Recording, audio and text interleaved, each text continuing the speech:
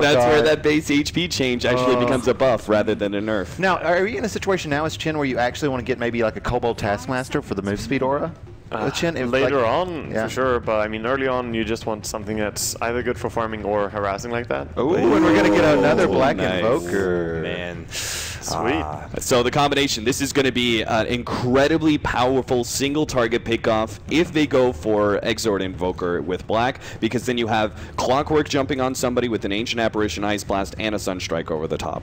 Was it the last ESL Frankfurt? I'm looking at you, Cap, because of course you were there. That Black had that ridiculous ESL New York, actually. New York. Yeah. I knew it was ESL, but we saw that and I'm like, goddamn. Yeah. That guy, he could play a series. He was like 17-0. Yeah, he was incredibly. That was such an amazing game by him. He was on Vici Gaming at the time, and you're like, oh, Ice, or maybe Super. They're the Invoker players, and then Black picks up like, and then it's just out of control. Yeah. Oh, wow. Okay, the Nyx Assassin. This is a Mousesports hero here, but the Nyx Assassin is actually going to be a pretty decent pickup. I don't know. What do you think, Waga? Yeah, Clockwork gives them a good disable as well to go with, and a little bit more setup for the push. If you get a pick off with the Vendetta, it can be really nice. So yeah, I like the pick, but I would say I like Mousesports lineup a little bit more. I agree. I'm really looking forward to seeing Black Invoker. Black is not normally, if you really follow Dota, you know about Black Invoker, but it's one of those things that doesn't make normal sense. Because usually you're carry, hard right-clicking hero, and yeah, he usually plays him Exort, which is kind of a right-click Invoker, but he's really good at being making these flashy plays. Not too bad having a completely free farm Invoker though. Like, he doesn't miss any gold that is free for him. Like, some players will be a little bit sloppy when no one is on the lane or whatever. He will get everything. Exactly. And gold is really good for Invoker. And he did recently get that buff. Invoker, one of the few heroes that now has a big upgrade. 25. If you get Deafening Blast maxed out. Ravage. This patch is not about 25 though. The big the change to his ulti, you can now invoke and not use the cooldown of invoke if you're just switching around your spells, which is a massive difference. Having played tons of invoker games in this and the previous patch as well, I can say it makes a world of difference for you. I have to agree, I'm feeling comfortable with Mousesports. They get a lot of signature grabs, your Bulba Clockwork, your Quakefoot Shadow Fiend, and now the Black Invoker. You can't help but feel like they're going to be feeling pretty damn good in this matchup, but as the game does begin and the lanes start getting assessed, we're going to go ahead and throw it away to Capitalist and Wagamama. They're going to be taking over the caster position for this game one. Gentlemen, have some fun. Nice way to start out day 2 here, Waga. Thank you so much, Carl. The last time that we cast together was the TI group stages. Oh yeah, it was actually. Yep. Once every year, we'll just cast a few games. Yeah. Good. So I think one of the biggest things for me is looking at how well the Nyx Assassin does. Right, Nyx Assassin is one of those heroes that can be either a very minor factor for your team or a huge factor, just depending on how his laning phase goes. And he does have a lot of great heroes to pick off. SF, Invoker, very susceptible to the Nyx Assassin. Obviously, the supports easy pickoffs as well. I'm just curious. It kind of goes to the discipline of Mouse as well. If you have really good center wards and so on, because it's all about the early game, right? So when you have level 6 on Nyx, you want to start setting up kills so you can take the towers, because it's never just about the kill, it's about what you can take off it. So if you can prevent the Nyx from getting kills, you might be able to hold your base for so much longer as Mouse. So I just want to see if his rotation is going to work or not. Yeah, it comes down more than just to the Nyx Assassin and how he plays. It's more like how does Mouse react to it. Yeah, absolutely. And if he does manage to do well, right, then he gets himself the Blink Dagger, which is going to be pretty essential. And then they actually have a solid initiator, which is the one thing that's kind of missing for Root right now. He just tangled the enemy. That's really nice. I always forget about that, too. I forget about the tango range, that you actually can tango wards from afar. It's like the Killing Blade.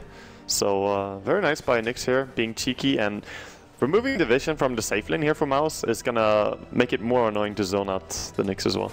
Now, is his best play, so we've seen this before, the Mango First Nyx Assassin, his best play, is it going to be going for level 1 mana burn and trying to burn out the mana of the Lion who's going to be trying to harass him, or do you want to see the Impale first? When it's a Skywrath Mage, it's fairly obvious, mana burn first, but Lion's a little bit different story. I think it's fine to skill anything, honestly. He can even go for the Spike Carapace just to avoid dying. Depends what situation he gets into. I think here he can kill the mana burn if he wants to, because he's trading hits pretty much with the Lion. He's going to do it as well. Because if Lion was not going to be constantly zoning him like this, then he could go for either of the other two. But when he's in this scenario, of course, getting mana burn is fine. And yeah, he's going to be having a little bit of a struggle bottom lane, and we see a counter sentry here. Way2 really wants his pull through. Gonna be pretty important, because if you don't get the pull through, you're gonna have to do a pretty obnoxious pull to the big camp. You can do it, but it's just a little bit. And if you fail it, particularly against someone like a Nyx assassin who has to make his laning phase work, it's a huge loss if you end up missing the pull and it pushes out to him and he gets his level 2 or level 3 now. He does have his level 2 now, which is a huge upgrade. He's got Spike Carapace ready to go. Black, though, still free farming. And our middle lane, though, I actually want to take a look at that one because the CS is quite even here. We've got 11-3 on Koifa's SF, 9-1 on the spam out Leshrac, and they're actually choosing to run a safe lane Viper. Yeah, safe lane Viper is just a nightmare for Bulba to go up against as well. I think he would rather play against Leshrac up here. For mid, I think it doesn't matter much which the SF is going up against. But this will free up the supports quite a bit, right? Because if the Skyearth Mage zones out Clockwork heavily, the Viper gets like level 5, level 6. You can go ahead and you can go ahead and roam out and just leave the Viper alone in that lane, and you can have a Skyearth Mage Chen moving around the map and creating space for the other two heroes. And it makes it very awkward because the Clockwork really needs to lane until he has level 6. He can't really gank that much before he has level 6, and he can't jungle at all. So you don't have many options. You have to go up against this Viper, and yeah, as you said, the freedom of ganking is going to be very good for Root when Viper is strong enough. One of the few heroes that can potentially outspam the SF and push the wave into his tower rather than vice versa, at least for the first 4 levels, level 5. Until they're level 5, I think the SF can... then SF double nukes and the wave's gone instantly. Exactly. That's the power of SF. He farms the lane very quickly and just goes out to clear his stack or stack for himself again. Yeah. That's why he's particularly strong on the Radiant side, right? Because he's got such close access to 2 different camps. Yeah, it's slightly easier. Oh, really good ganking creeps here for Fluff. I don't know if he wants to gank though. He's just gonna farm up a little bit more. He doesn't have a smoke on him, else he could probably have gone for an attempt on mid lane. When you have Leshrac mid, it's very possible. Yeah, so it seems like he, just the way he doesn't have a smoke and he seems to be sort of AFK farming the jungle, seems like we're going to be going for the quick mech build rather than the early pressure kind of Chen. It's going to be a very fast mech, and I think they realized they need it against this lineup of Mouse. So and if the mech will actually be, really effective if you get it super early before the Ancient Apparition really becomes a factor, right? So you can start taking down towers because usually when you have an Ancient Apparition, you try and free up a lane for him, but at that point in time, he's a non-factor pre-level 6 when it comes to these pushes. Yeah, we see the pressure coming out to the top lane. Also, a lot of stacking is being done in the Radiant jungle. Both the supports went out and stacked the 2 big camps. Gonna try Wrap here. They have Invis Rune. They can probably get the first blood here if they get the initiation. Yeah, they're running around. Look at the AA.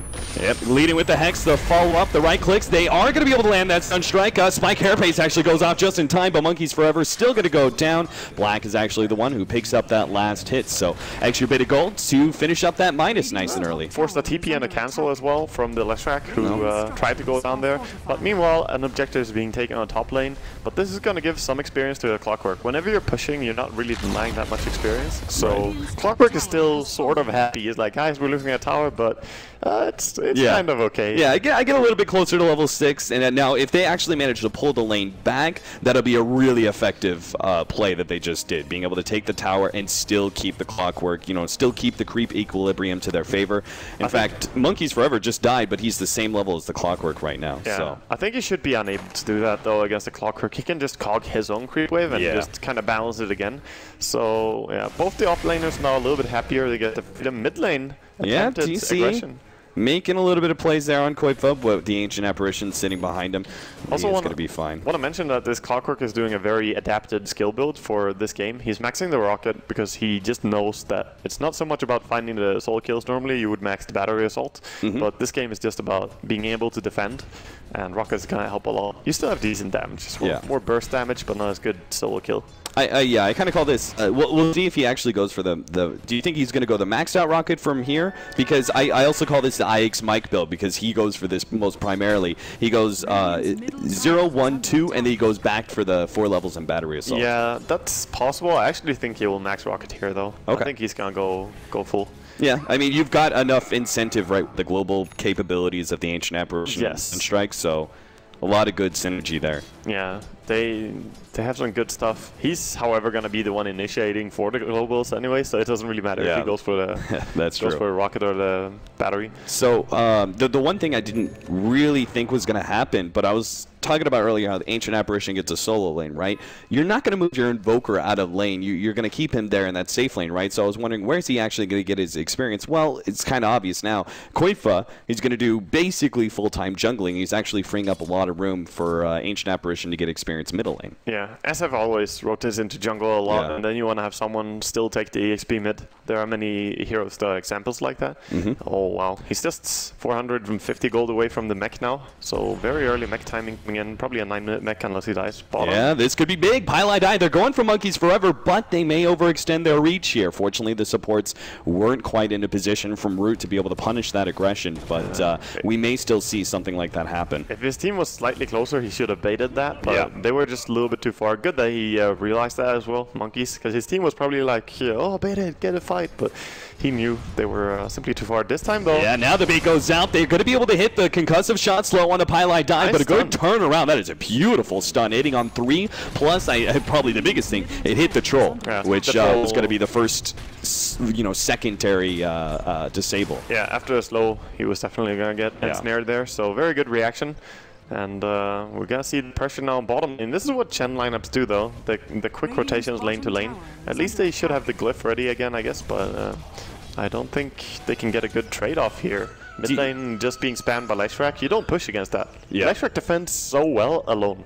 You need to have like a clockwork jump him or something if you want to kill him. So Leshrac with a push lineup is not just good for the aggressive push of Leshrac, it's just you can't trade against it. The lightning is too real. Now, do you agree with them putting the Viper here in the bottom lane? Because I was going to talk about, well, hold up, Monkeys forever in some serious trouble. Spike carapace goes off. Koifa waits it out. One raise hits. A secondary raise going to follow it up, but the heal from the Chen is going to be able to keep him alive unless the Sunstrike lands, and that's exactly what happens. Black is the marksman. Poor Monkeys, dude. Yeah. He was like, okay, I have the magic we have the Chen heal, we have the Spike carapace, I got this, and then suddenly Black is there, and just like, nah, dude, you're not getting away. Still, okay, so I was going to talk about the Root moving the Viper down to bottom lane rather than just keeping him solo up against the Clockwork. The trade-off being that your Nyx Assassin will be able to get some solo experience if he doesn't die. And you'll also be able to have the pressure to get the tier 2 tower. This also means Clockwork's going to get his level 6, though. I think if Viper doesn't come along, they're not going to push like they're doing now. Yeah, that's true. And look at mid. They're even taking the mid tier 1 sort of at the same time as taking the tier 2 bottom. So really good push here by Root. They're setting the pace so hard. There seems to be one tower at least going the way of Mouse, but that's small consolation for all the towers they're losing. Yeah, pretty much mobile. Like, this is Mousesports doing the only push that they can't do, right? They can't go bottom. They can't fight up against a Viper. They can't push into the Leshrac spam, so they have to go to the top lane. And they're going to keep going. This is like one of the earliest train pushes that we've seen in a while. They could go... Oh, I thought they would go tier 2. They have mech. They have a lot of stuff ready. Seems they want to defend this time, though. At the same time, you don't want to give up kind of anything to Mousesports that you don't have to, right? Yeah. So, well, the danger of... Oh, yeah, they do have the concussive shot. Slowing down Pylai die. Moo's actually going to go for Pi here, and this will be our first kill going the way of Roots. Pi's not going to get out. Monkeys forever. Actually securing the last hit on that one. And he may actually be going for a straight Blink Dagger rather than Arcane Boots. Yeah, he has 1,500 gold. He has Mana Boots on his team as well, so he doesn't necessarily need to rush it. So I think he's fine. Yeah, and I think the introduction of Mango does also help allow you to go just straight Blink Dagger. Mango, dude. What an item. They also have one of the... You have the second highest HP region in the game, and then add a Mango to that. Yep. You're perfect. Gets even better. But yeah, the danger I wanted to say is that if Mouse managed to slow down Root by splitting them up, so making them react to their split push all the time, that's how Mouse win this game. So Root have to be very careful about backing and defending too many times like this, because the game will extend. Right. And look at Black's farm. He's got the Midas. He has 2,000 gold. He's going to go for the Necrobook most likely, unless he wants to go at Power Treads. But I don't think you need to upgrade the boots at all on Invoker early. Just wait for the travels. And the Necronomicon will be able to give you the split pushing power that you can actually threaten tower for tower, right? It's good against Nyx as well. And the aggressive wards, because you have to have vision against a team like Roots. Because if everyone is live, then maybe you can still defend and fight. And it's still a decent DPS item in a team fight. Yeah. I want to go back to that Nyx Assassin picking up the Blink Dagger, though. I think that's such a great idea because, again... Oh, he didn't. Okay, Arcane Boots. He's like, nah, it's a terrible idea. Yeah, if he still goes for if he still gets a decently timed Blink Dagger, and I'm talking like at least pre-20 minutes, they finally have some initiation to be able to... You can't push uphill, essentially, without having that initiation, I feel. Maybe they could take tier 2 towers, but they won't be able to push uphill without that Blink Dagger. No, they would chip very slowly. There's a lot of spam coming out from Mouse, especially as they have level 6 on AA now as well. So I think having a Blink and getting pickoffs is the only way they're really going to break high ground that easily. Or maybe if they get Aegis on Viper, that's sort of possible as well. Or even on Lesh. And a little bit of introduction here. Fight over stack. Yeah, they're going to be able to -1 creep, potentially. Oh, actually not the stack, it's just the chain creep. Yeah, they managed to get the heal off to save the Centaur there, but they are going to be able to get that hard camp to themselves. But, yeah, Roots, looking at their setup here, they do have 4 of their net worth right below the SF and Invoker. They're sitting okay, I think, overall. It's just the problem is that Mouse have both Koifa and Black Uber farming, and that's kind of the biggest danger of Mousesports, right? Is that they have their 1 and 2 are such good carries. I mean, Mouse... you should really look out for that. As you said, Koifa and Black can just run away with the game really quickly if they get the farm up. Oh, aggression here from Bulba. With this haste rune, he's going to be able to land the hook shot onto TC, blow him up right away with the Finger of Death. Bulba does take a decent amount of damage in the process, but Monkey's forever unable to follow that up. Actually gets pinged out there by an Ice Blast, but Mousesports quick to retreat, quick kill, and quick retreat. Yeah, like the way they played that. It's the highest net worth hero on the side of Roots, so great pick off and just back off now, so that's great for the Clockwork, well done. Now, do you agree with this Blink Dagger build from the SF with the recent nerf changes on the mech? Mech is probably going to fall in a little bit of popularity for certain cores like, you know, the Viper, the SF, those kind of cores that usually go for it. Do you agree with his Blink Dagger BKB build in this game? I think it's probably okay in this. Blink BKB is good. I wouldn't really want to see the Yule's Blink build in this game because you're not going to get a lot of kills with it anyway. But yeah, Blink is going to allow him to farm more aggressively. That's mainly what the item is for in this game. So he can blink away from Chen, etc. The only one that you can't really save yourself against is the Nyx, of course. But even then, if you have a feeling that he should be around, you can blink back in time maybe. Moo actually running back. He's going to be the first one to be kind of the meat shield if Mousesports do go for an interception on Roshan, but that's not going to be happening. Rosh will end up falling. They'll pick up the Aegis for TC to make sure that that squishy Leshrac does not die again before he finishes up his Bloodstone. Oh no, actually, hold up. He's going to go Glimmer Cape first? Yeah, I think he will. I think he will. He wants to have that safety. And right now it's very important what Shadowfiend is doing is just shoving the top lane because of this pressure. He knows there will be a 5-man push with the Aegis, but if he can delay it by just making people go top, that's how you play against this push of Root. So good. Just being on their toes here is Mouse. Only 3 kills for 1 in this game so far, but it's pretty active in terms of the movement. Yeah. Pilot Bulba. Once again, making a smoke incursion into the enemy jungle. Now they've seen them. Fun. Don't really want to jump on a Skywrath that much. Maybe go for the Nyx, but even then, pretty dangerous.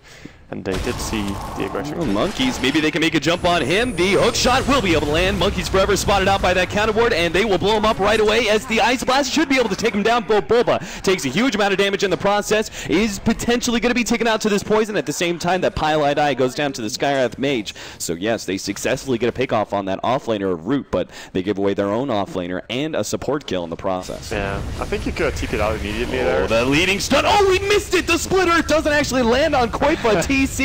Oh, what a blunder there. He would have gotten that kill. Another lightning goes down, and maybe he can still get it. A split earth coming up, but it's just too far away. And to blink away at Koi front, make sure he gets out. It really looks like it hit, but it's that high ground, low ground. Yeah. Kind of messed it up.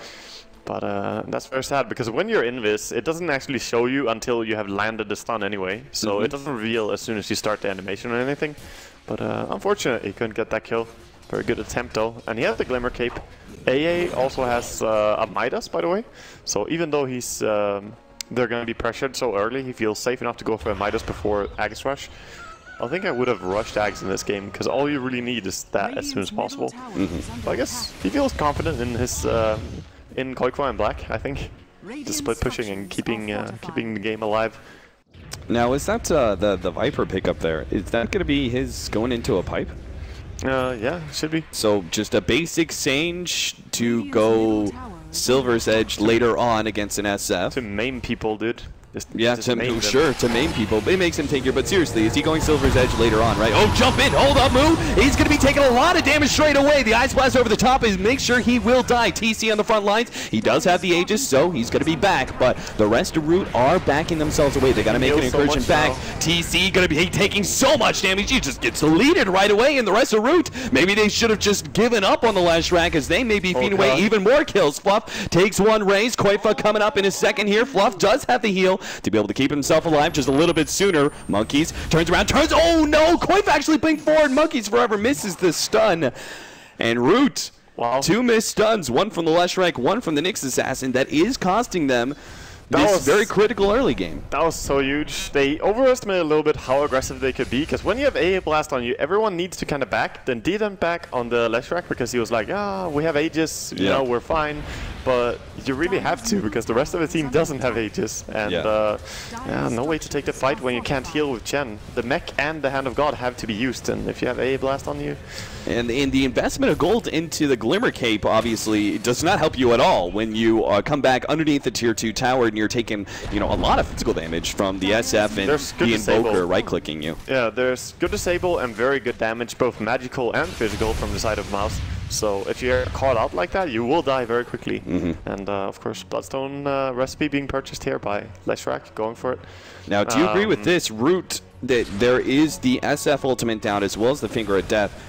But should they actually be pushing in aggressively again, or do they wait it out a little bit, wait for the Bloodstone? I think they just fucked up. Okay, fair enough. They should be able to push this. They should have been able to push it the first time, but they just messed up a little bit with positioning and got punished for it. However, again, the SF split push machine is just getting towers, and he has Blink, BKB, and 1500 gold. So he's going to get very strong very quickly in this game. And Koifa and Black are pretty much holding hands in terms of net worth, so great for him. And there's no way that they can actually stop him. Black boots of travel next, so he can increase his split pushing possibilities, right? Yeah, I think Boots of Travel next is the best item to go for here. And then he can also join much easier for his team. They will always be able to have the Forge Spears there if they want to, Necrobook.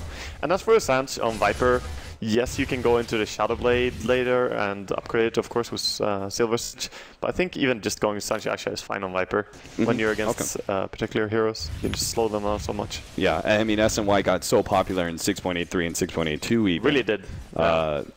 That we see it on heroes that traditionally never went for it, right? Drow Ranger, Gyrocopter, everyone loves the item so much, so I can't see a reason why against melee heroes, we even saw, played a lot of FPL in-house league, and we even saw, against melee heroes, people would buy Sanjiasha and Skadi on Viper, and the melee hero could simply not move. Oh dear, Bulba's actually going to be able to make the jump, the Sunstrike, Ace Blast. No, Blue actually gets ahead of the Ice Blast here, and will be able to survive through the Finger of Death as well. In fact, he's sitting so healthy, he is more than happy to turn around and force Koifa to use that BKB. Now, unfortunately, we didn't talk about this just yet, but Root, they've got 0 disables to go through BKB, which again plays into the mindset that Miles can push very aggressively with the SF. They could have a troll. That's what they can have. They can have the entire. True. It does go through, but then Chen has to be there and be prepared. The creeps are very slow, so yeah, that's one way. Oh, gonna run after Black here. Do they have any vision? Apparently not. They don't. Do you think? He's just gonna walk away. Level 1 Wex Ghost Walk, just walking away, but really, really slowly. Yeah. Always funny when you survive like that. Okay, so I was going to say Boots of Travel, then Blink Dagger. He went for Blink Dagger, and then I'm presuming he's going to go Boots of Travel next. Do you think there's... he still wants to kill. Yeah. Oh, God. TC's actually going to die to the right-click damage. Black picks up the kill there. Root suffering badly here. Black manages to TP away, and dear God, you go for the kill on him and you don't get him, and then he just sits around and manages to find a greedy kill on TC there. Yeah, and they just spent like 2 minutes in their own jungle on their own side of the map, and this is exactly the opposite of what the Root gaming team wants to be doing right now. With a lineup like this, they want to be pushing down these tier 2 towers, getting up in Mousesports' face, but... honestly, Mouse is outplaying Root really hard in this game so far. They're just making them react to their movement a lot. Oh, Viper! He'll be nice good. read. Yeah, you can see it as it and it flies over the towers. So you should never, well, maybe not never, but you shouldn't really die in your base to an A blast unless you're AFK. Yeah, unless you're just looking at other heroes. And you shouldn't AFK in these games. That's a very bad move. So almost expert analysis. Almost full Don't go AFK on Lion now, and he has level 2 ulti, so he can start setting up as well now. He has mostly been following around the Clockwork and, you know, hanging on his initiation, but now he can actually do it on his own when he gets out 200 more gold. They do have an Aghanim Scepter being built by Fluff.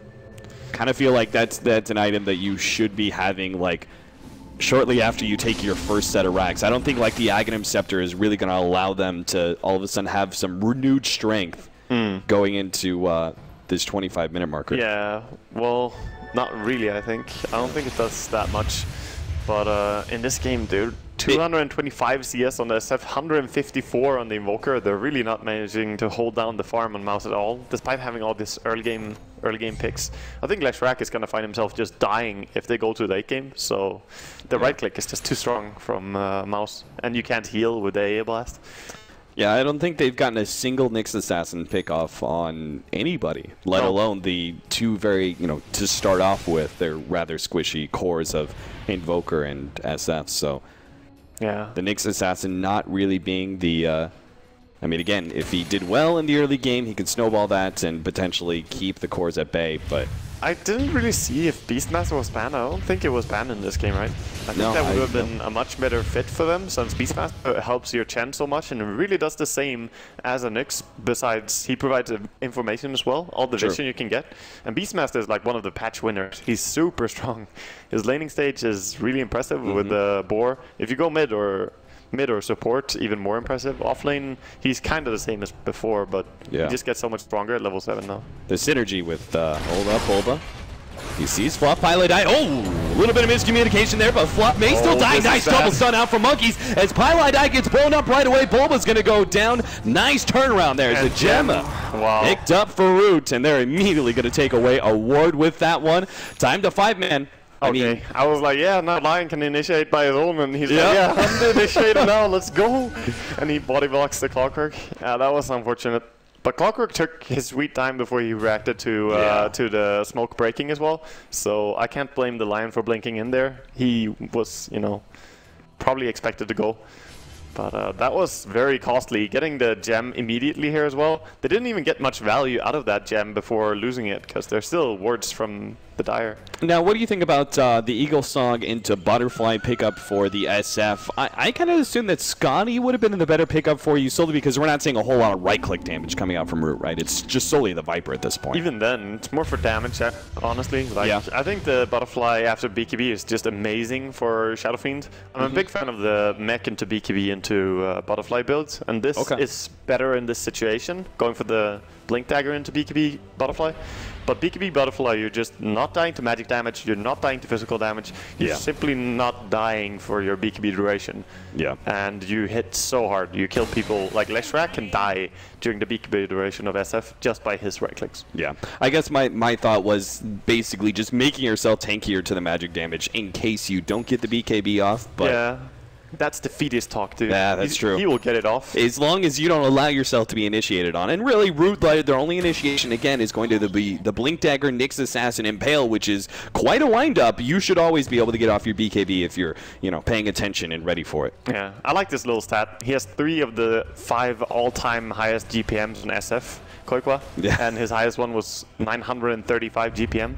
That's that's pretty good farm. That's insane. That's like Koikwa efficiency, dude. Him and Mac talking about it. German efficiency, man. I've learned about it. It's all about it. Yeah. So Root are going to be caught. Here's the Fluff is going to be the first target. The Ice Blast over the top. Highlight Eye. Nice introduction there. X on to the Nyx Assassin. The ultimate of the SF ensures that our Chen does go down. Now TC invisible. Bulba's going to end up going down. Right click. Finish it off, Monkeys. He does get it. Moo's going to be right click down as Black is able to get that kill. And now Root on the run here. TC actually going to turn around here, potentially the nuke damage, almost finished off Koifa a little bit more, and they got him. Mousesports are now the one that forced back. It seems like TC's little hidden section there inside the Roshan pit, popping out the right time to catch Koifa, actually allows them to turn around that fight. Plus there was the Viper buyback. Mousesports can't really fight into that anymore. Yeah, they kind of want to, though. They have the A ulti up soon, but yeah, they can't really go here. Again. That was just SF being a little bit too brave, though, because after they got 2 kills, he felt like, oh, we have the advantage. But when you do not have your BKB,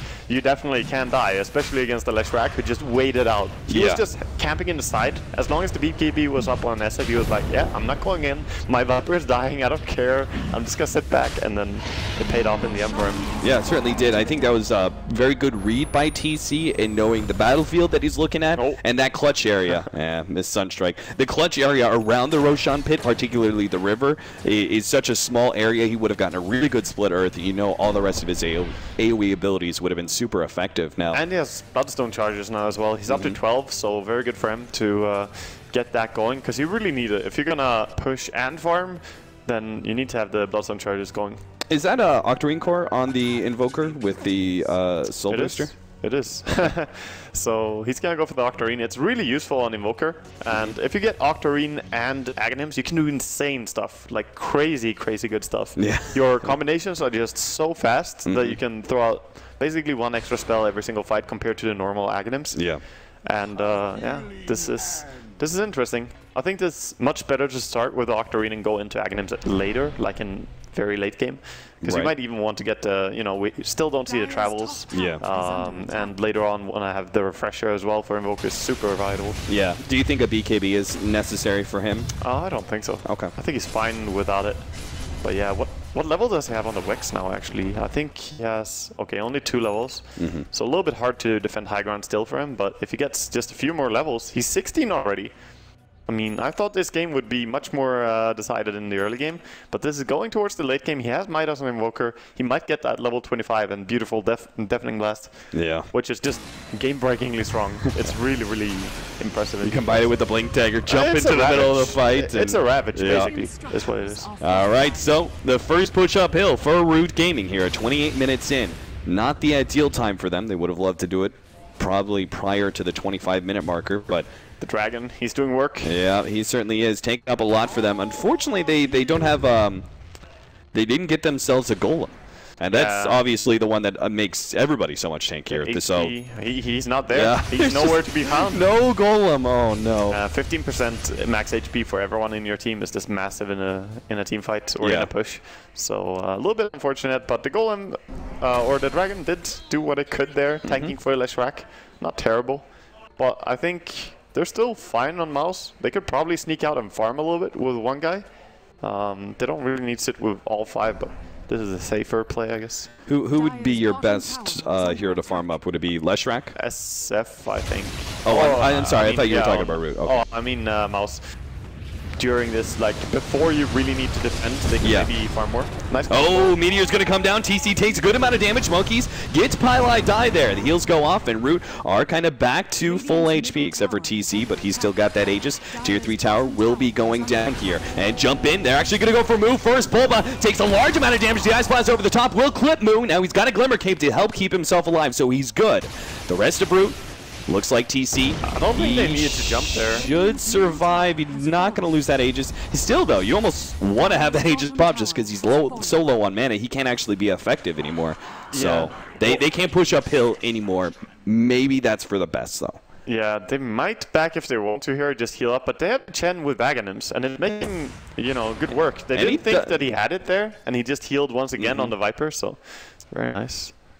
I kind of want to see, like, some send back Boots of Travels play for TC. Yeah, we could see that for sure. He's got 13 Bloodstone charges, so he's already back up to a decent amount of mana. They are going to make another jumping, nice double impale. Monkeys forever making the plays. They drop the Sky Earth Mage and blow up too. Bulba locks down TC with Koifa letting loose the ultimate right next to him. Glimmer Cape will help keep TC alive a little bit longer. The Aegis is going to fall soon. They have to try and pick off as many of the other members of Root as possible. Moo barely survives through the last right click of Koifa. A raise, not quite good enough. TC now fighting up against 4, surrounded, and TC may be able to do this one with Glimmer Cape. Nope, the turnaround, quick damage. He gets the kill on Bulba, but the rest do survive. Mousesports managed to defend base pretty damn well. 31 minutes in. They only want this game to go late, right? Yeah, they held fairly well there, especially considering that they lost the Clockwork first and they were in kind of a bad spot. Yeah. So very good recovery. They got huge damage out from a Shadow Fiend in that fight. The Invoker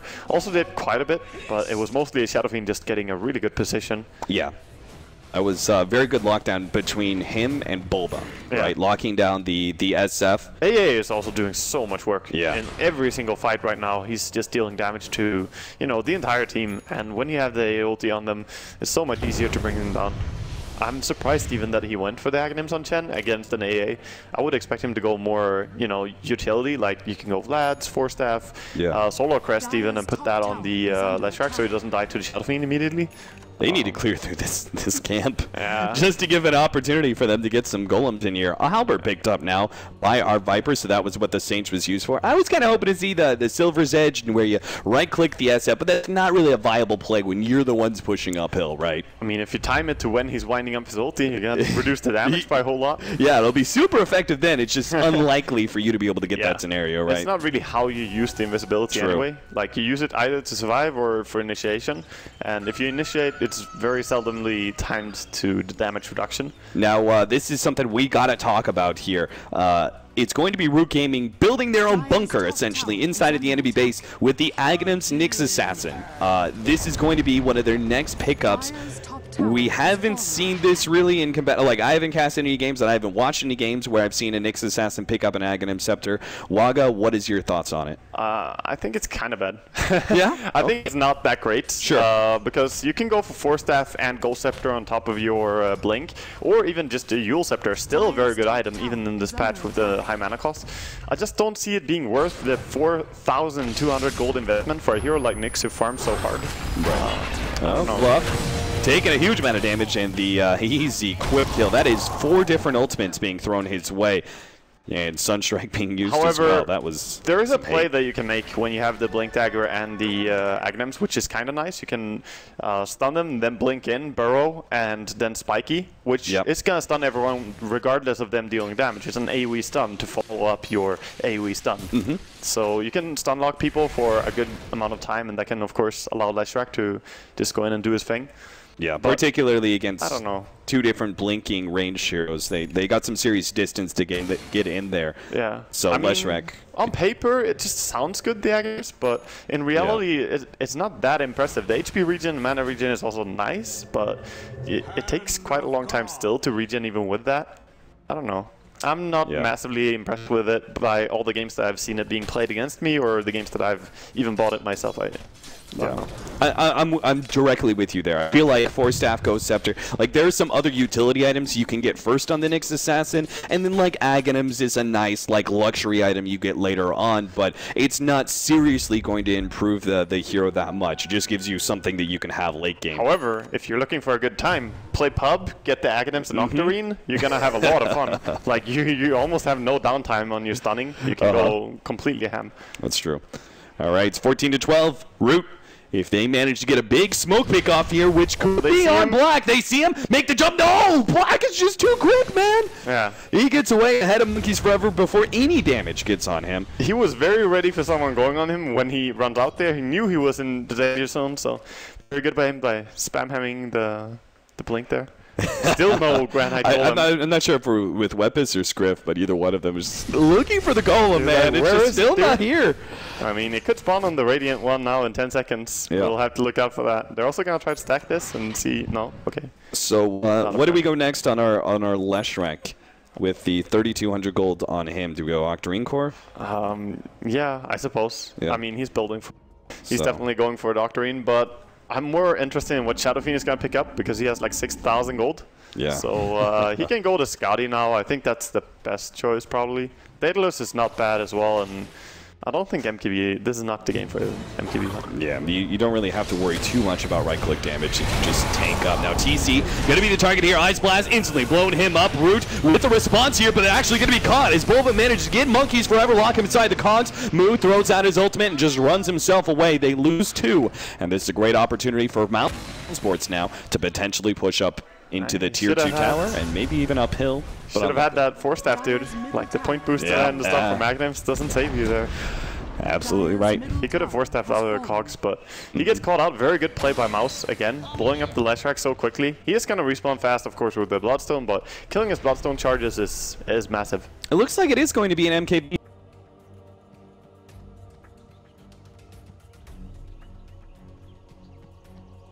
Oh, you think it's the date? Okay. Yeah, for sure. I don't think it's MKB. I mean, yes, Halberd, just looking to delete a hero. You know, with a lucky crit. I think against the ledge rack, it's just so much stronger, and in general, it's gonna increase his damage more.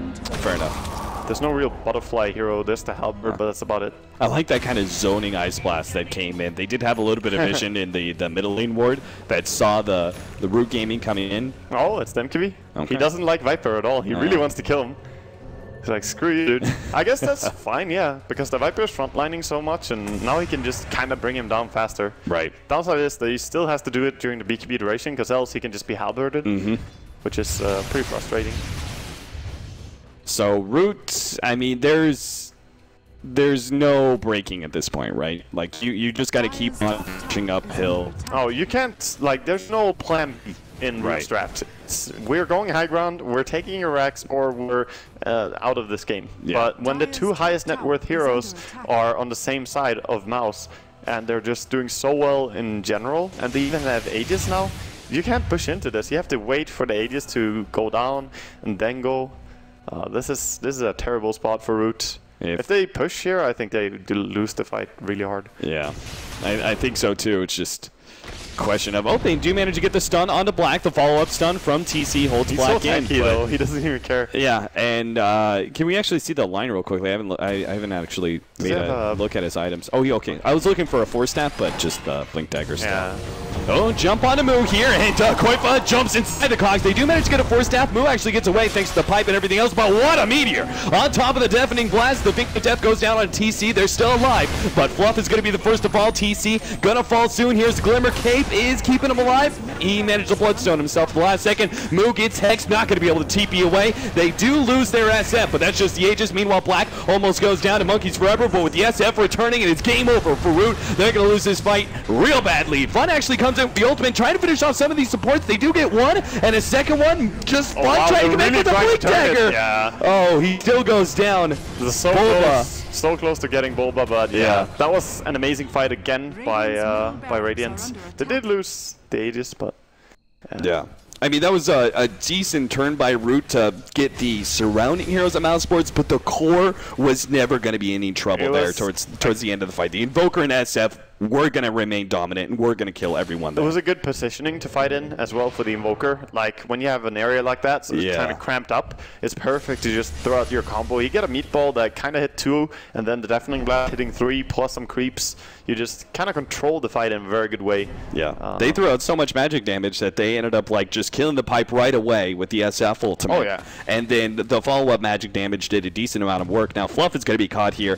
Looks like they did spot him out, thanks again to that middle laning ward. And this is the beauty of Octarine. Like, you can throw this combo every single time you go into a kill, because it reduces the cooldown on your meatball by 15, I think. It's really, really good for him. 39 minutes in, Black will finally prove us right there. So this is the dream game for Invoker. When you manage to get to this late game, you have you have all the items in the world. He can go for the items if he wants to, but more importantly, he's almost level 25. And as I said, it's a Ravage. That's what it is. And if you get the Refresher, you're basically tied by one of your spells. And then you have, 8 more spells, because, hey, I'm tied, but a little bit better. So this is now show-up period for Black to see what he can do with this Invoker. Really dire straits here for Root, and the vision is so good for Mouse as well. They have vision every single lane to see when Root leaves base, so they have to kind of smoke gang. And then again, not the greatest smoke heroes. As you said, only one guy with a stun. Or 2 guys. Bulba is going to be spotted off here. They're going to try and blow him up real quickly. They do manage to get Bulba, but Monkeys Forever may be in some trouble here. Ice Blast landed on him. He actually burrowed himself in and will be able to get the double stun. TC follows this up. All the support's gone from Mousesports. Quick, clean kills there. Yeah, that was great. That was really impressive. They both hit him or used the spell when he had Spike, and he just followed up with his own stun. Beautiful play from the Nyx, and of course, allowed the time for the slow horse to run up and deal the damage.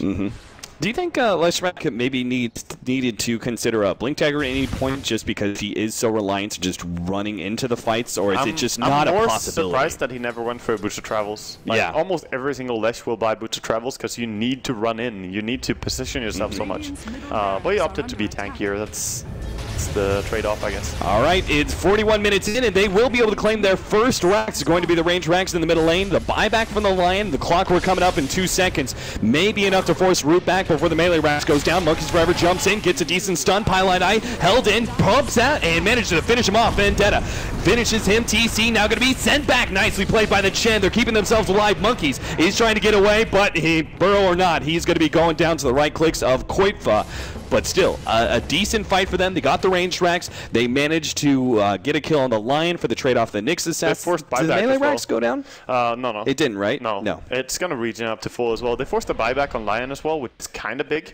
Yeah. He doesn't have much money to begin with. He's lowest net worth in the entire game by quite a margin. So no items for Lion in this game. Yeah, I mean, you're not going to be fighting any fights that SF and Invoker just aren't there, right? But at least you can maybe force if you get a pick off on the Lion and then march downhill, maybe you can actually get a 4 versus 5, and maybe that's what Roots can actually do to provide the upset here, because 42 minutes in, you would say, just based on the draft alone, right? The game reaches 42 minutes. It should be going the way of Mousesports, right? It should, and it is very heavily. I mean, right now they just don't have the physical damage at all on Root. They have the Diabolic Edict and they have the right click of Leshrac, but Viper doesn't really hit hard at all. He's kind of annoying and persistent because he's very tanky, but he doesn't have anything that boosts his right click. So and this is one of the big downsides of Viper, right? He falls off. I mean, he's still annoying late game, but he's just not a damage dealing hero. That's what happens very often. There are some players that just shine on him and can farm no matter what and get really impressive CS scores and net worth on Viper. I don't understand how they do it though. You have to non-stop attack creeps the entire game, and you cannot play that way in this patch. Yeah. In previous patches, we saw it a lot by different teams. One team that comes to mind is like 4 Rankers and a Sea Captain. Valix loves playing Viper. One of the bigger favorites for him. So Guardian Greaves, Aghanims picked up for a Chen. Ally Die has the gem and is searching for some of the wards laid out by Root. Pretty much no vision left on the map. I see Root have one ward that actually just went down on the Radiant side, but that's about it. Yeah. Everyone operating blind here, which, you know, in these sort of situations, I mean, it does favor Root, right, in the fact that at least you're reaching a point where anything can happen. If you get the right initiation, the right smoke set up, you can potentially win this game off of a good fight and finally getting that racks or 2 racks advantage you hope to have by this point. You could, but we're kind of getting to that point where Shadow Fiend is gonna, he's gonna add up the Satanic really soon. And even if you get the perfect initiation and perfect chain stun, if he has Satanic, you're not killing him during that duration. You need more. Yeah. And he's gonna heal up to full, so smoking into a hero like that could be really bad for you. Of course, he's still a way off, and he wants to keep buyback gold, so we're still talking like 2k gold more until he buys it. They're going to need some harder disables, right? The only hope is that they just get like a Scythe of Ice, but do you actually get that on Leshrac? Because normally you just want to tank up as much as possible, and Scythe doesn't really give you that. I think he has to go for a travel soon. Like, I don't think he can go for the Scythe. I think he doesn't have that luxury. Even if you wanted to, it's, you know, gonna start you for inventory. You won't be able to carry a TP for that duration until you have the travels. So that's why he really has to go for it. And at least now he has, you know, he's been having his Granite Golem for a while. It's been running around. Sadly, too late to the party. If they had it earlier in those mid pushes, that could have made a big difference for them. However, didn't get lucky at all with the spawns. I would say extremely unlucky, actually. Yeah, I mean, we probably went through, I would say, 10, 12 different Ancient spawns. A lot of spawns, at least. Yeah, that Chen checked for Golems and never got them. So, Koitfa is going to clean up some of the smaller ones. The rest get brought back to the Chen. Yeah, he almost has Aghanims now on Viper. I don't really like this late game choice at all. I don't think anyone will care about it. Yeah. That's what I think. You have to add some physical damage on Viper. You're almost 50 minutes in. If you even just go for a Yasha into something, you know, it's going to bring more damage to the table, because how are they ever going to kill the Shadow Fiend? That's what I'm worrying about. You can't rely on Leshrac to do all the damage in this game. He's got 2,700 gold on him, but they are being slowly but surely corralled back into their base. Yeah. Mousesports, they're keeping the top lane push with Rockets, middle with the SF Illusions moving forward, and bottom lane being pressured out by Are they Black. camping for the courier? Is that what they're doing? Just sitting on the secret shop? Oh, It I seems think that like dragon is coming though. Pilot Eyes, run! Run away from the dragons. They are going to spot out some of these wards. They'll kill them. Monkeys, kind of precarious position to put yourself on the cliff. Now he's really good on Nyx, by the way. He has Blink, Force Staff, and Aghanims. I mean, that's great for you. So now he has the ability to make a lot of plays. Holy, that was a fast roll shot by them. Yes, it was. It was very, very fast. Aegis picked up for our SF, and now we have a cheese to the Invoker. So much gold for Invoker as well with the cheese. We'll see what he goes for. And this is a crazy good position for Mouse to be in. You pretty much have to fuck up twice or 3 times to even be close to losing now. And they're playing so far out on the map that even if they get ganked, they will maybe have time to respawn, but definitely time to split push and definitely time to buy back and react to the push. If you die right outside your base, then it can be bad. But that's what Root are in danger of now. They are the ones on back foot. They're getting good D-wards though. That's nice for them. Yeah, they're getting some of the late game like support items, utility items such as the Solar Crest picked up by the... oh, that's a big item. Yeah, that's definitely quite helpful. Not quite so much against the SF and his MKB, but at least... Support disables you want to be good against. So now at least the Invoker can't bother you and the Lion is not going to do much either. So then you can maybe do your work and just run in and crush people. But we're talking Leshrac at 47 plus minutes in. He doesn't deal that much. Oh, is that going to be? I don't think I've ever casted a game where I've seen somebody consume the Moon Shard. I think he will eat it straight away now, right? Yeah, because he has to eat it. Yep, there it goes. Very he eats it. And he picks up his. He has some considerable DPS now. He really does. He's hitting for almost 400 damage a hit. 514. He's hitting really fast. 514 CS, 47 minutes in, not bad. And 10xing, along with having 400 CS on your Evoker, it's just impressive how much these two guys find across the entire map, especially in a game where you get pressured this hard early on. I mean, we may see a clash here. Looks like we do have TC got a little close there to Ancient Apparition, but of course Mousesports don't want to fight that. They picked items.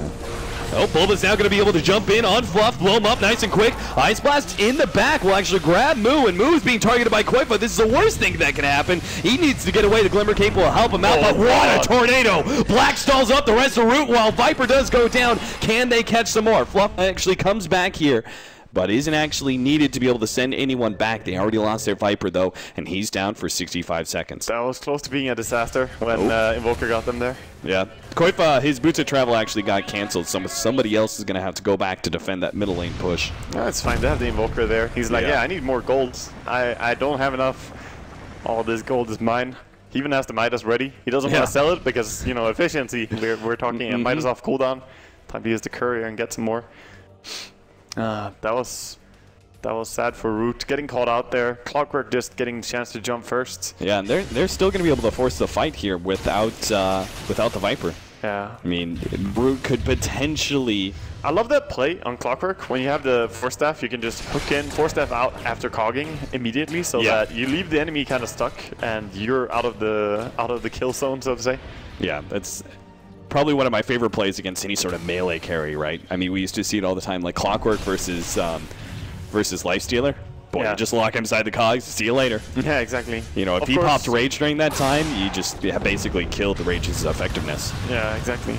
Stun up, Koifa does take a good amount of damage there. The magic damage also pops him. In fact, Force Staff, and he's going to lose his Aegis here, it looks like. Yeah. Oh, no, not quite enough damage. He might Satanic up, actually. Yeah. Not use Aegis, yeah, he does. Smart play by Root, though. The only way they win this, right, is they somehow make some sort of miracle defense, and then Boots of Travel down to a lane where Chen is pushing out with his creeps. Yeah. That seems like the only play that they possibly have. The split pushing Chen feels so awkward after so many years of Chen having to have his creeps where he is, sort of, but no longer the case. Oh, aggression. Long stun. Ooh. Went for the burrow first to try and get the range there. Cute play by Monkeys, but not quite enough. I don't think he gets that. stun if he doesn't burrow, and when he burrows, it takes too long. Oh, hello. Fluff, Glimmer Cape, he's good, but the Ice Blast is going to be landing on Fluff here. Does he actually die to the Sunstrike? Oh, yeah, and a finger of death to make sure he does go down.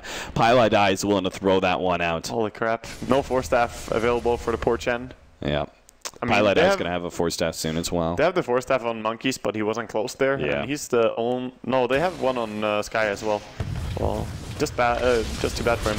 Koifa, oh god, MKB hits, keep on stunning up Monkeys forever, but he does manage to get himself away. TC just jumps into the rest of the team, slows down everyone, but Koifa still looking quite strong. They need to be able to disable him somehow. Finally, the Aegis does go down. Meanwhile, Pylai also went down, looks like to a Lightning. They follow up immediately. Nice Koifa's stunned. They're going to be able to get this one. No, BKB goes off in time, and Root just had that miracle defense we were talking about, but what can they do with it? Can they actually capitalize? They're going to look for more kills. TC moving forward, double Force Staff, and is going to see way to split Earth. Oh. Understandably there, TC thought he was kind of closer to the trees area and was trying to split Earth that area, but then noticed him. And that looked like he was going for the Lightning first, because the enemy, he thought he was running away still. True.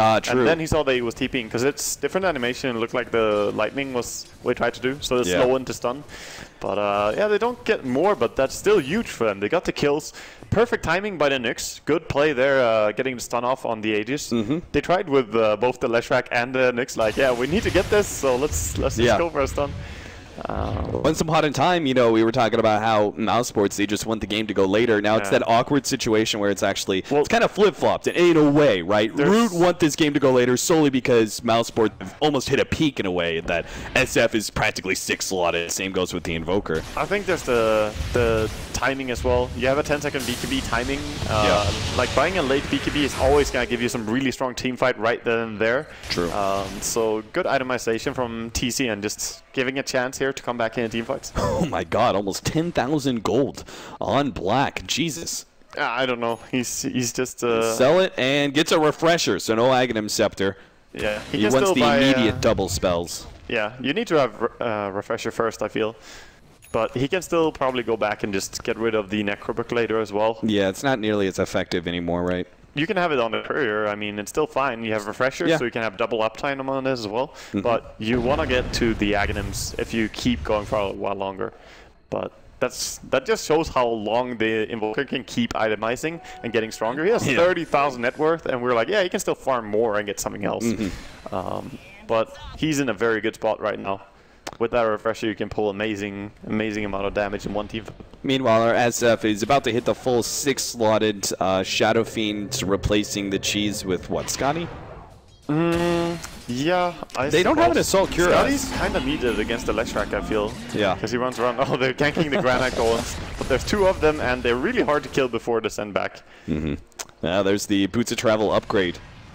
So Invoker can now jump onto any of his allies. Yeah, jumping onto heroes is pretty good for him. He might not want to jump into the Clockworks kind of aggression always. Unless he has that level 25 Deafening Blast ready to go. Huh? Yeah.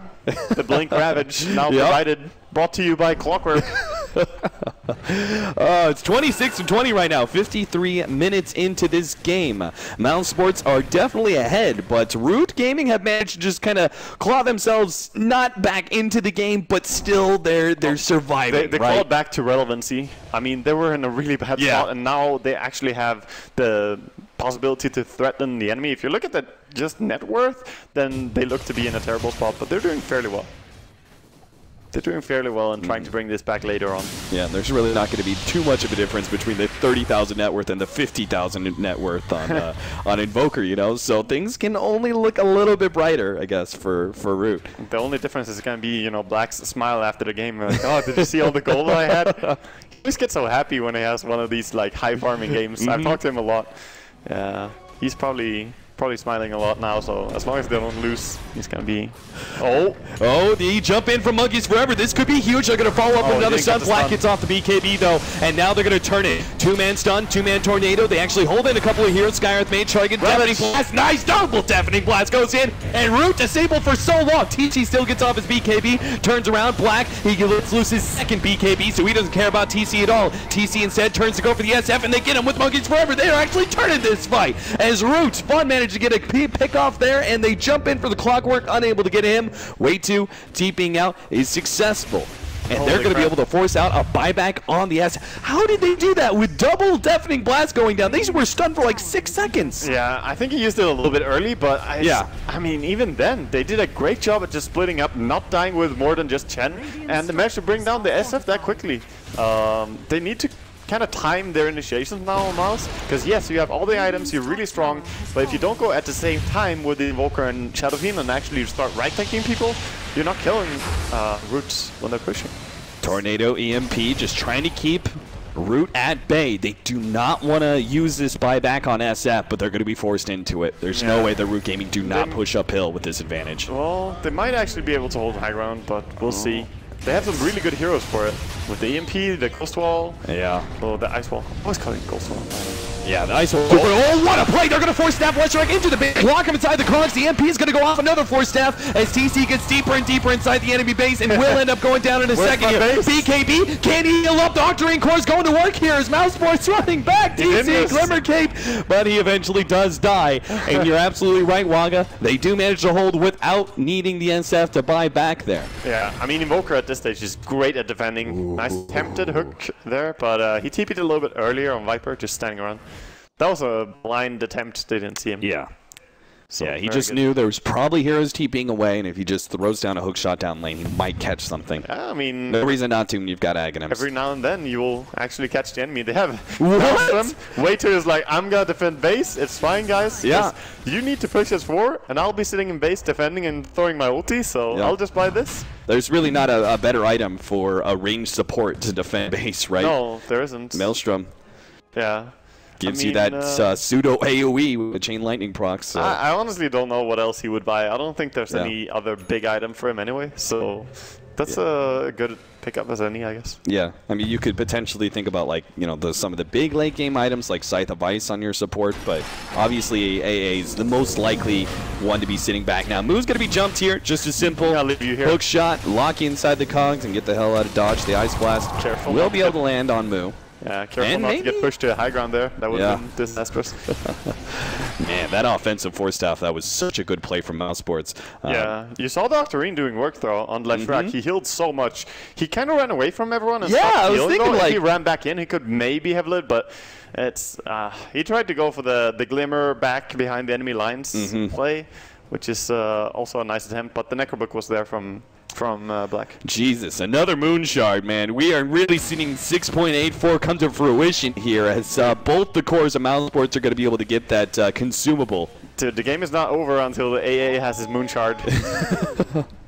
Yeah, there's always more gold to be farmed, I guess. He was like, oh, finally, space. You guys are done farming. I'll be good. So Viper, what's his build with this ultimate orb? I almost feel like Scythe of Ice. I want to say that I wouldn't blame him if he goes Scythe of Ice. I don't think the Manta style would be impressive at all. Yeah. Lincoln's doesn't really do anything against all of these different spells from Mouse. Kind of good item, but I don't think it's massive. I like the wall that they're building. Yeah. The Viper illusion on one side, the 3 different creeps blocking out the entrance. I mean, how do they go up? How do they actually make some sort of entrance here? If they go down river, then they're going to be cut. This is the no clockworks allowed wall right here.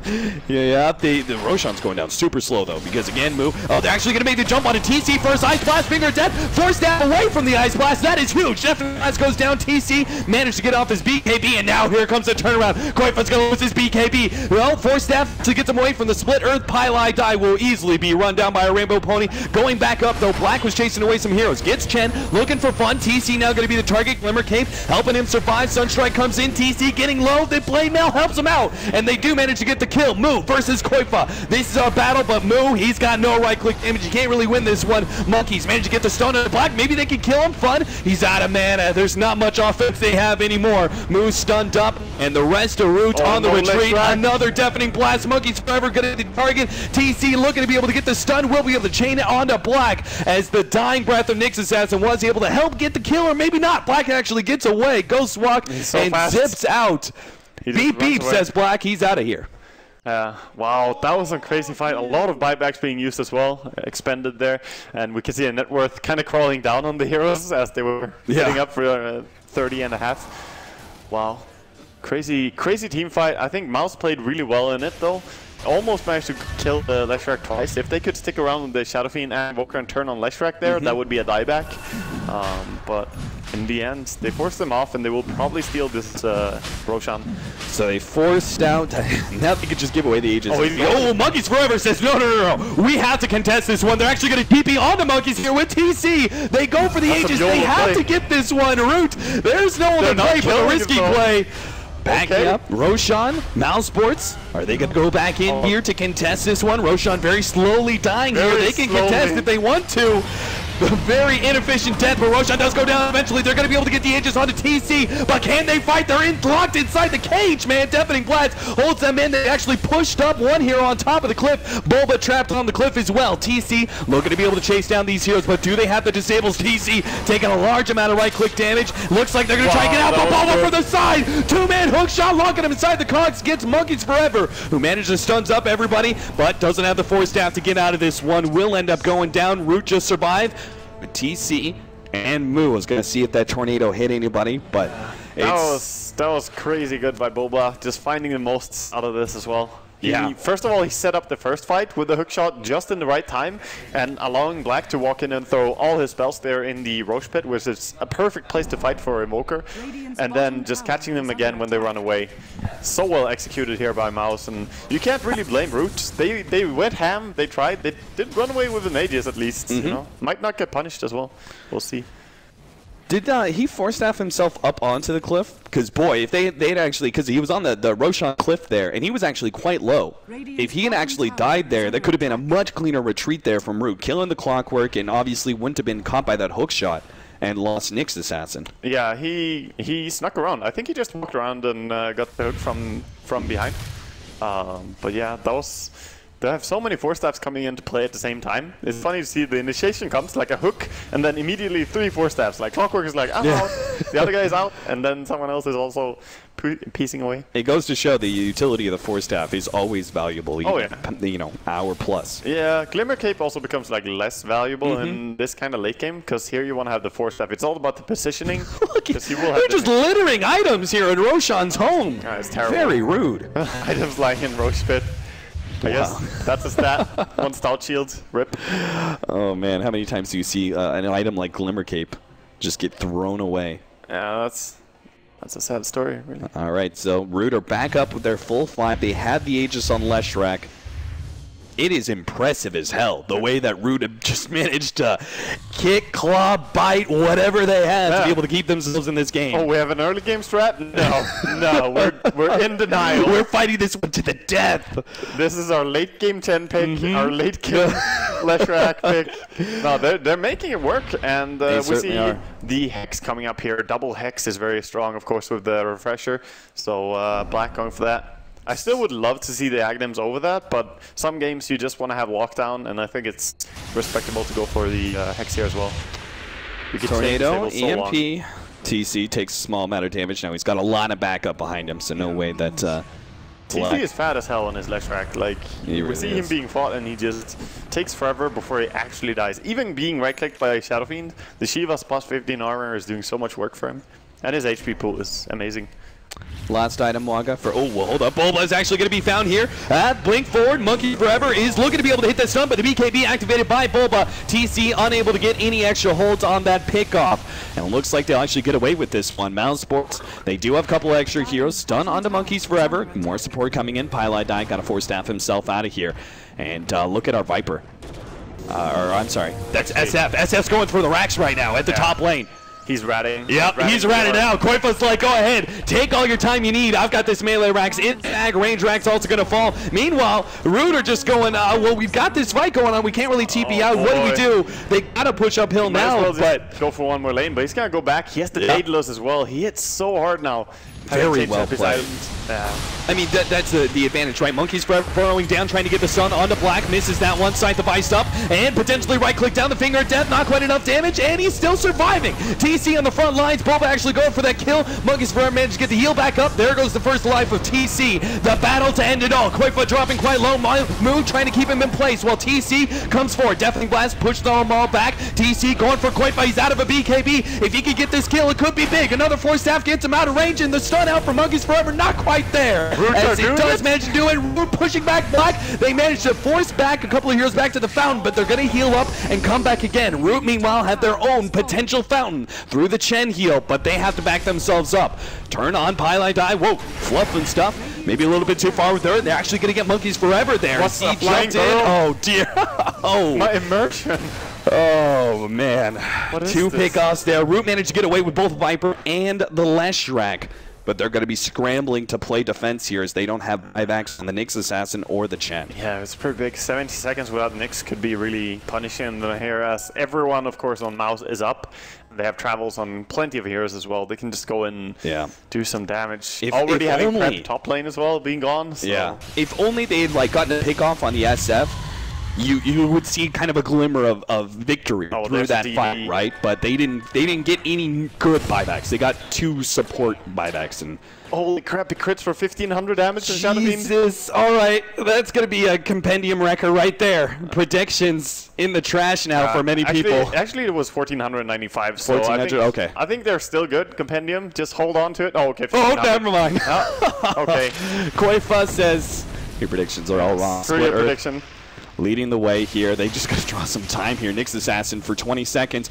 Koifa is beating down this tier 3 tower. He hits like a monster, dude. I'm not sure what Fluff was doing with that smoke, but really, what does it matter? I think they're respecting this and back out. Yeah. They might go for Skywrath as they saw him, but I think they have to back out here. Oh, they're going to jump on Fun here. Fun needs some help. They need a force staff over the cliff. He gets it.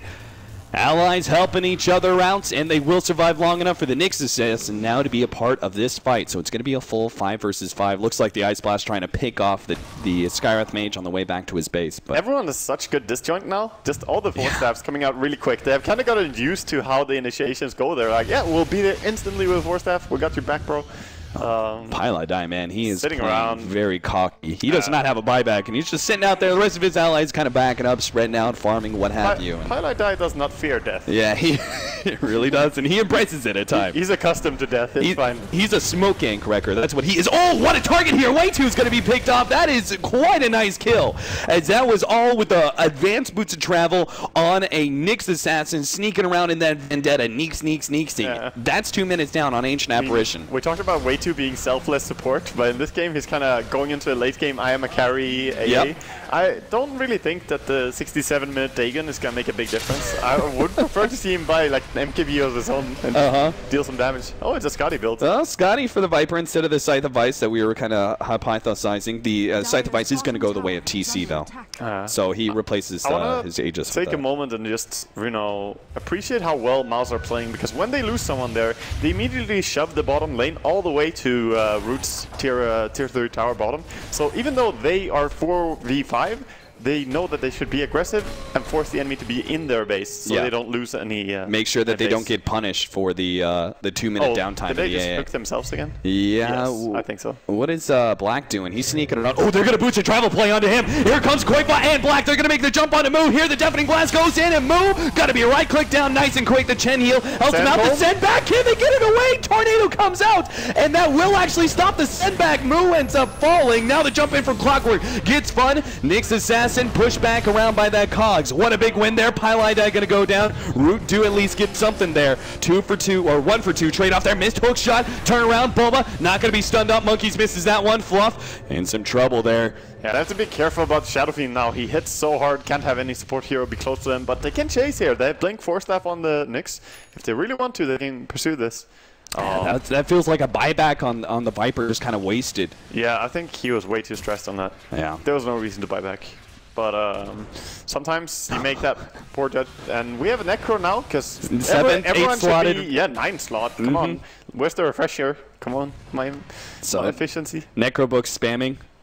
Yeah, that's good. Yeah. He already has the Moon Shard and everything, so this is effectively his 8th item. And yeah, Shadow Fiend doing a lot of work in this game. He has played so well. Black. Man, it's so... The Ghost Walk is so hard to deal with. Even going late game, right? He's just zipping around. He's invisible. He's max movement speed.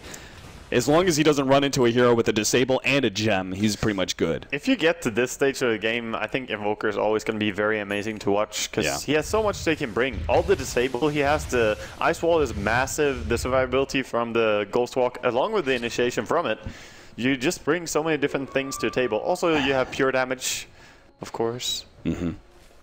So yeah, but it's more that most games are not 70-minute games. Bulba. Luckily, I guess. Hastrun, he is invised up as well. Yeah, look at Black. The big thing is, right, yeah, he's going to come in with the Ghost Walk through the side. They also had the potential Boots of Travel play. Monkeys Forever's invis. TC's actually turn around. They find Bulba, get the leading stun on him, and will be able to pop him right away. Bulba is super dead. Yeah. Nice pickoff. Shout out to Creep, who managed to get a last hit there with 5 heroes around. At 70 minutes into the game? How is that even possible? Creep, please. Creeps, dude, their last hitting is actually the best in the game. It really is. They learned from the bots, I think. Oh no, flying burrow again. My immersion is just ruined here, dude. Please stop lifting off these turrets. I don't even know what's going on, but every single time it makes me think of the StarCraft 2, the bunkers. Yeah, good aggressive play here by Mouse. I just like the fact that they always fight on the enemy side of the map, even when they're one player down, because this way they're not in any danger of losing their base. However, they're not really taking root space either. The only time they took root space was when they were actually defending themselves. Yeah, they did the backdoor at the top lane. Exactly. I mean, that creeps on mid lane, and he just saw the opportunity to go top, so... It's crazy. Leshrac now, for the first time in like 50 minutes, has overtaken the Invoker in net worth. Yeah. Insane stuff. Yeah, really. And poor Viper, he's trying, but he's like half net worth, not even half net worth of the Shadow Fiend. I like Monkey's setup here. He's got a burrow on top of the cliff, good position to be able to get really good stuns. Oh no, they're gonna litter even more, aren't they? Yes, they are. Damn kids. Yeah, that's a good place. That's like the being Phoenix, pretty much. You set yourself on the high ground there, very hard to see you, and of course, with a low cooldown and long range on mana burn, when you're bird, you can do a lot of work. Is that Vladmir's? Yeah. But if they get this Roshan, it's taking them quite a while. They're going to be losing something here. This bottom lane's being pushed out. Tier 3 already going down. Koif, I mean, Roshan doesn't mean Aegis and Cheese don't mean this much. Oh, Black is actually going to jump in. He's just stalling him up. That way, Koif can take that base. They're coming in from behind on Koif, but Monkeys Forever being the target of Team, and he doesn't actually get it. He dies too quickly. Buyback here from Monkeys Forever as he tries round 2 to be able to stop this push in. Fluff, meanwhile, caught by Black and Bulba. Sunstrike coming in, but not going to be able to latch. Bulba stalls him up, and looks like Fluff will end up going down. But meanwhile, there go for Mega Creeps. Koifa, Pylon die, way 2. They clean up the last building here as Root completely interrupted. And now Mega Creeps as Root need to desperately find some sort of fight here. They didn't even kill Roshan, like they're just being completely Oh, way 2. He's been sight the vice up. They're going to slow him down with the Shivas. They will be able to pop him nice and quick. It's definitely worth it, though. The loss of the Ancient Apparition. He instantly buys back here. Black, the TP in. They're going to go for Black. Deafening Blast pushes back Moo. And Black says, see you later. I'm on the way out. Ghost Walk. Should be ghosting. Yeah, there it goes. He manages to get out. I mean, it's 73 minutes in. You don't have the best heroes to be able to defend against Mega Creeps, but they certainly can hold on to this game. It's not. Oh, Jesus. Strike.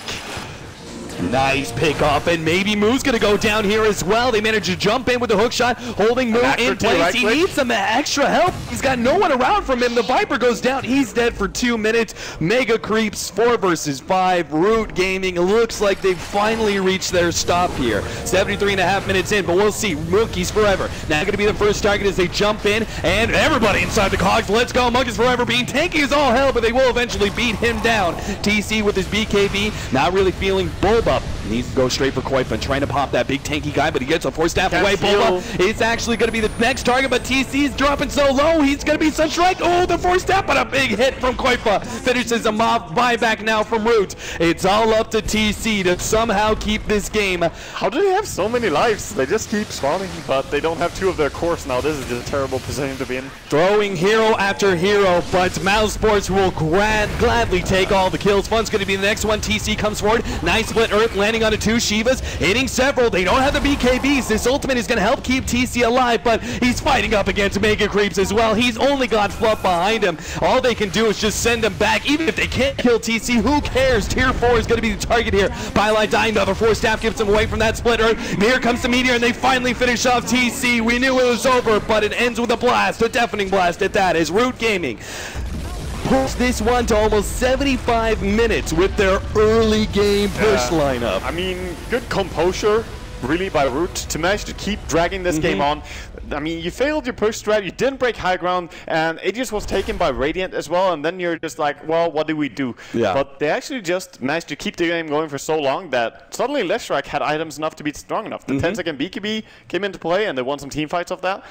But yeah, just crazy plays, and the team fights were really, really hard to follow because there are so many different initiations at the same time. I mean, rarely do you get late enough into a game where you actually can see just how dynamic the late game can be with the one hero going off like Clockwork or Nyx Assassin going off, finding a hero, and then like mass advanced boots of travels onto that hero to get a pick off. Yeah, I'm really happy though to see a game where at level 25 Invoker for a very long time as well.